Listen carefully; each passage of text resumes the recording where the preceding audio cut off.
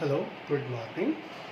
This is my seventh lecture for the September month, and we shall discuss today about the electric magnetic field due to current carrying coil on its axial line. इससे पहले हम लोग क्या calculate कर चुके हैं बेटा? At the centre of electric line of current carrying coil हम लोग कैलकुलेट कर चुके हैं. अब एक्सेल लाइन वाला केस हम लोगों को इसके अंदर कंसीडर करना है. और ये दो एप्लीकेशंस हमारे पास बीओ सावर्ट लॉ की है. Application of Biot Savart law वाला सेगमेंट हमारा चल रहा है. फर्स्ट एप्लीकेशन हम लोग कर चुके हैं, electric field due to current carrying coil at its centre. और अब हम लोग पढ़ेंगे magnetic field due to current carrying coil on its axial line. सबसे पहली चीज तो हम लोग क्या करेंगे, एक करंट कैरिंग कॉइल कंसीडर करेंगे. इस तरह से हमने कंसीडर कर ली, जिसके अंदर आई करंट फ्लो होती है और रेडियस ऑफ कॉइल हम लोग इसमें कंसीडर करेंगे ए. और एक्सेल लाइन का मतलब इसके सेंटर और से पास होने वाली इसके प्लेन के परपेंडिकुलर लाइन हम लोग इसमें लेते हैं. और फिर उसके बाद हम लोग क्या करेंगे, कोई भी एक सर्टेन डिस्टेंस आर पर एक पॉइंट पी कंसीडर कर देंगे. और इसी पी पॉइंट पर हमें क्या कैलकुलेट करना है, मैग्नेटिक फील्ड की वैल्यू कैलकुलेट करनी है. तो मैग्नेटिक फील्ड की वैल्यू कैलकुलेट करने के लिए हम लोग क्या करेंगे बेटा, यहाँ पर एक लेंथ एलिमेंट, क्योंकि बीओ सावर्ट लॉ के लिए तो लेंथ एलिमेंट चाहिए. तो लेंथ एलिमेंट चाहिए, तो दो लेंथ एलिमेंट हम लोग कंसीडर करेंगे. इसको इससे ज्वाइन कर देंगे. इस लेंथ एलिमेंट को भी हम लोग क्या करेंगे, इससे ज्वाइन कर देंगे. और ज्वाइन करने के बाद ये वाली लाइन आपके पास इसके अंदर आएगी. मैग्नेटिक फील्ड की जो डायरेक्शन होगी बेटा, वो क्या होगी, उस प्लेन के परपेंडिकुलर होगी जिस प्लेन में आपके पास क्या होगा, करंट कैरिंग एलिमेंट. और ये डिस्टेंस हम लोग x कंसीडर कर लेते हैं. इस वाले एलिमेंट के लिए मान लो इसको हम लोग m पॉइंट, और या इसको मैं p और कोई भी नेम दे देता हूँ इसको. ऐसे मान लो m और n पॉइंट दे दिए इसको. ये n पॉइंट हो गया, ये n पॉइंट हो गया. आपके पास कितना जाएगा, यहाँ से इसके परपेंडिकुलर. परपेंडिकुलर का मतलब 90 का एंगल बनाते हुए इस साइड पे ले लेंगे हम लोग. यह आ जाएगा DBL. और इसी तरह से सिमिलरली इसके साथ 90 का एंगल बनाते हुए हम लोग नीचे की तरफ ले लेंगे DBL. अगर ये एंगल फाई है और तो ये एंगल भी फाई होगा आपके पास. ये एंगल टोटल कितना हो गया, 90. तो ये वाली साइड आपके पास कितनी हो जाएगी, 90 माइनस 5. और ये टोटल एंगल यहाँ से यहाँ तक 90 में से 90 माइनस 5 गया, तो ये वाला एंगल आपके पास आ गया 5. एक बार फिर बता देता हूँ, यहाँ से ये एंगल अपन ने 5 कंसिडर किया. यहाँ से लेकर यहाँ तक का एंगल ये वाला, यहाँ से यहाँ तक का एंगल 90 में से ये 5 गया, तो यहाँ से यहाँ तक का एंगल आ गया 90 माइनस 5. टोटल यहाँ से यहाँ तक एंगल 90 में से 90 माइनस 5 गया. ये 90 में से 90 माइनस 5 सब्ट्रैक्ट करेंगे, आपके पास बचेगा 5. 90 से 90 कैंसिल हो जाएगा, तो ये एंगल आपके पास आया 5. बाकी सब मैं इसके अंदर फिगर में से रिमूव कर देता हूँ. आपके पास अगर ये एंगल 5 है तो ये एंगल भी आपके पास क्या होगा, 5 होगा. सिमिलरली यहाँ से लेकर यहाँ तक का टोटल एंगल 90 में से 5 गया, तो ये वाला एंगल आया 90 माइनस 5. फिर यहाँ से लेकर यहाँ तक टोटल एंगल 90 में से 95 गया, तो ये वाला एंगल आपके पास कितना आया, 5. या अब दूसरी चीज, यहाँ पर आपके पास करंट फ्लो की जो डायरेक्शन है वो लेंथ एलिमेंट में इसके अंदर इस तरह से इसके अंदर शो हो रहा है. इस तरह से शो हो रहा है. ये एंगल आपके पास कितना है बताओ, 90. तो ये एंगल 90 ये इस तरह से है. कि जैसे मान लो ये आपके पास रिंग है, ये आपके पास लेंथ एलिमेंट है और ये आपके पास x वाली डिस्टेंस। तो ये x वाली डिस्टेंस इस लेंथ एलिमेंट के साथ कितना एंगल बनाएगी? 90 डिग्री का एंगल बनाएगी। इस वजह से ये एंगल आपके पास जो हम लोगों के पास बियोट-सावर्ट लॉ में theta is equal to angle लेते थे साइन थीटा, वो कितना लेंगे यहाँ पर? 90 कंसीडर करेंगे। अब ये सारी चीज हमारे पास आने के बाद अब हमारे पास इसके अंदर इसे कंपोनेंट्स में रिसॉल्व करेंगे। D B M cos phi, क्यों लिया बेटा वो कोस फाई? जिसके साथ एंगल बनता है उसके साथ कोस कंपोनेंट आता है। और इधर कितना आ जाएगा? D B M sine phi. Similarly इधर आ जाएगा D B N cos phi, इधर आ जाएगा D B N sine. D B N cos phi और D B N cos phi are equal in magnitude, opposite in direction, so they cancel out. ये दोनों components cancel out हो जाएंगे और ये सेम डायरेक्शन में होने की वजह साइन कंपोनेंट क्या हो जाएंगे? ऐड अप हो जाएंगे। तो ये चीज हमारे पास इसके अंदर। सबसे पहली चीज तो हम लोग क्या करेंगे? D B N is equal to D B N is equal to कितना आ जाएगा बेटा? Mu 0 upon 4 pi I D L sine 90 upon X square. ये वाली डिस्टेंस कंसीडर करेंगे और लेंथ एलिमेंट से ये वाली डिस्टेंस आपके पास है। तो डी बी एम और डी बी एन की वैल्यू ये आ जाएगी। साइन 90 की वैल्यू आपके पास क्या होगी? कांस्टेंट। 90 की वैल्यू 1, तो आपके पास D B M is equal to D B N is equal to mu 0 upon 4 pi I D L upon X square. D B M और डी बी एन को कंपोनेंट्स में रिजॉल्व करेंगे। इनके cos component equal in magnitude, opposite in direction होने की वजह से cancelled out हो जाएंगे और साइन कंपोनेंट्स साइन डायरेक्शन में होने की वजह से क्या हो जाएंगे? ऐड अप हो जाएंगे। तो इस तरह से हमारे पास इसके अंदर क्या हो जाएगा बेटा?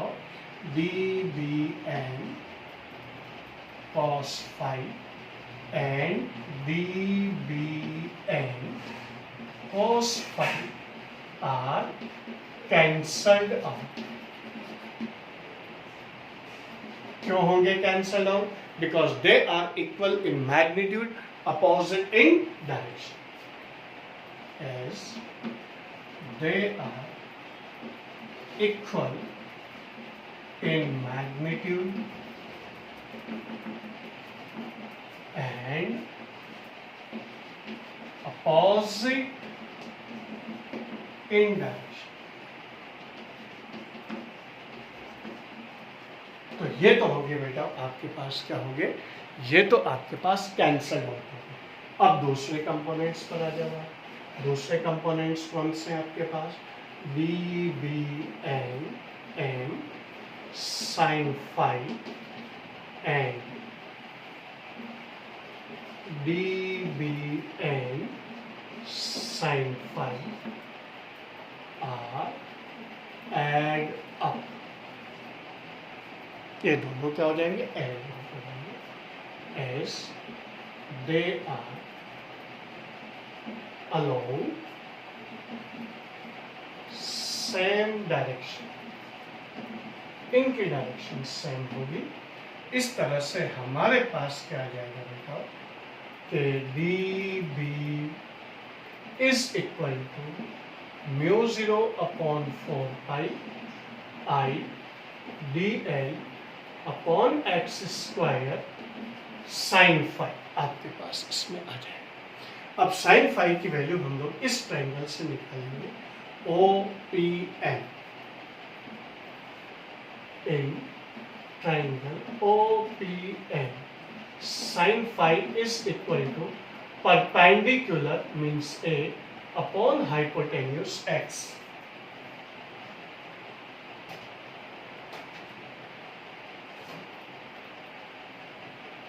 तो हमारे पास इसके अंदर क्या हो जाएगा, perpendicular upon hypotenuse a upon x, so dB is equal to mu 0 upon 4 pi i dl upon x square into a upon x। तो dB is equal to mu 0 i a upon 4 pi x cube dl आपके पास इसमें आ गया। अब ये चीज आने के बाद क्या होगा बताओ कि हमारे पास इसके अंदर जो वैल्यू रहेगी वो वैल्यू अब आपके पास पूरी कॉइल के लिए लेंगे, for all coil B is equal to integral mu 0 i a upon 4 pi x cube into dl। और अगर पूरे सर्कुलर क्लॉज कॉइल के लिए है तो हम लोग छोटा सा सर्कल बना देते हैं और फिर उसके बाद आपके पास क्या जाएगा बताओ, mu 0 i a upon 4 pi x cube integral dl। So b is equal to आ जाएगा mu 0 i a upon 4 pi x cube into integral dl का मतलब है ये जितने भी लेंथ एलिमेंट हमने कंसीडर किए हैं उन सब का सम, और ये सारे मिलकर के डायग्राम में देखें आप लोग, सारे मिलकर के क्या बनाएंगे, सर्कमफेरेंस बनाएंगे। और सर्कमफेरेंस सर्कल की कितनी होती है, 2 पाई a। तो पाई से पाई कैंसिल हो गया, 2 से 4 2 टाइम कैंसिल हो गया, आपके पास आ गया mu 0 i a square upon 2x square. और x की वैल्यू इसी से कैलकुलेट होगी आपके पास पाइथागोरस थ्योरम से, hypotenuse square is equal to base square plus perpendicular square, i square plus r square. So x is equal to a square plus r square की power कितनी आ जाएगी बेटा आपके पास, 1/2। और x क्यूब की वैल्यू क्या हो जाएगी, 3/2 आ जाएगी। तो b इज इक्वल टू आपके पास आ जाएगा mu 0 i a square upon 2 a square plus r square की पावर 3/2। क्यूब है तो केवल x की 1/2, तो क्यूब की कितनी आ जाएगी बेटा, 3/2 आ जाएगी। अगर नंबर ऑफ टर्न्स इसके अंदर n हो तो हम लोगों के पास क्या आ जाएगा, mu 0 ni a square upon 2 into a square plus r square की पावर 3/2 आपके पास इसके अंदर आ जाएगा। म्यू 0 अगर नंबर ऑफ टर्न्स n हो तो mu 0 n i a square upon 2 into a square plus r square की पावर 3/2 आपके पास इसके अंदर आएगी। तो इस तरह से हमारे पास इसके अंदर ये डेरिवेशन आपके पास एक्सेल लाइन का फॉर्मूला जो आपके पास आएगा वो आएगा mu 0 n i a square upon 2 into a square plus r square की पावर 3/2। फ्यू सेकंड्स में आप लोगों को इसको नोट करने के लिए देता हूँ, फिर उसके बाद हम लोग आगे बढ़ जाएंगे।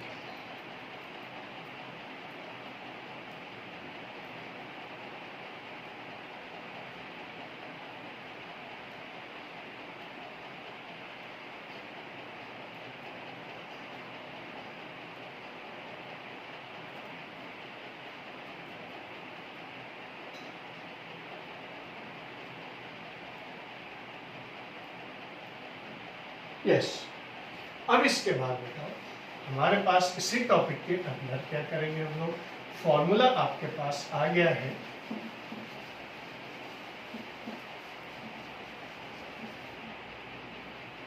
B is equal to mu 0 n i a square upon 2 into A square plus R square की पावर 3/2।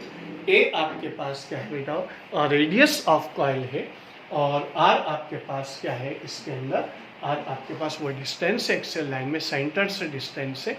अब स्पेशल केस हम लोग डिस्कस करें। First, at the centre of coil. Centre of coil का मतलब R इज इक्वल टू कितना हो जाएगा, 0 हो जाएगा। ये आपके पास एक्सेल लाइन थी और ये डिस्टेंस R थी, ये डिस्टेंस A है। अब ये कम करते करते कहाँ पर ले, सेंटर पर ले, R इज इक्वल टू 0, तो V इज इक्वल टू कितना आ जाएगा, mu 0 NI A square upon 2 into A square plus 0 की power 3/2। So V is equal to mu 0 NI A square upon 2 A square की power 3/2। इस 2 से ये power cancel हो गया आपके पास आ जाएगा mu 0 NI A square upon A cube. इस A स्क्वायर से इसकी पावर कैंसिल हो गई और सेंटर पर हमारे पास आ जाएगा mu 0 NI A square upon 2 mu 0 NI upon 2A। ये पिछला जो डेरिवेशन किया था वही डेरिवेशन आपके पास इसके अंदर कंसीडर हो जाता है। इस तरह से हमारे पास इसके अंदर कॉइल के अंदर कंसीडर करते हैं हम लोग, सेंटर ऑफ कॉइल हम लोग इसलिए कंसीडर कर लेते हैं।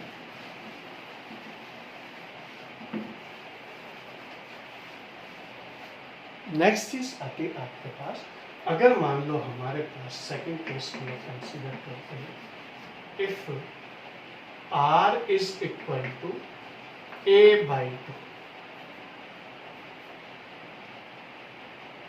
अगर R इज इक्वल टू हम लोग A/2 अगर कंसीडर करते हैं, यानी एक्सेल लाइन के पास ये आपके पास रेडियस है और ये A है, तो A/2 डिस्टेंस पर यहाँ पर मैग्नेटिक फील्ड की वैल्यू कैलकुलेट करनी है, तो B इज इक्वल टू आपके पास कितना रहेगा, mu 0 NI A square upon 2 into A square plus A/2 का होल स्क्वायर, पावर कितनी आ जाएगी बेटा, 3/2 आ जाएगी। और फिर उसके बाद आपके पास B is equal to mu 0 NI A square upon 2 into A square और प्लस A स्क्वायर बाई 4, तो कितना हो जाएगा 5A स्क्वायर बाई 4 की पावर कितनी आ जाएगी, 3/2। तो B is equal to mu 0 NI A square upon 2 into 5√5 into A cube upon 4√4, यही होगा इसका मतलब। और अंडर√4 से आपके पास क्या हो जाएगा बेटा, कि ये वैल्यू आपके पास इसके अंदर आ जाएगी। तो B इज इक्वल टू आ जाएगा 8/5√5 mu 0 NI A square upon A cube. इससे ये पावर कैंसिल होगी और B इज इक्वल टू आ जाएगा 8/5√5 म्यू 0 NI अपॉन 2A।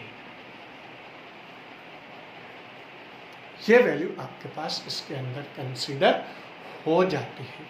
इस वैल्यू के बेसिस पर अगर हम लोग दो कॉइल्स ले लें जिनके सेंटर्स के बीच की डिस्टेंस A हो, तो वो दोनों कॉइल्स की वजह से जो मैग्नेटिक फील्ड की वैल्यू है वो इसकी क्या हो जाएगी, इस वैल्यू की टोटल क्या हो जाएगी, डबल हो जाएगी। और डबल होने से जो हमारे पास जो मैग्नेटिक फील्ड डेवलप होगा उससे हम लोग किस नाम से जानते हैं, हेल्महोल्ट्ज़ कॉइल के नाम से जानते हैं।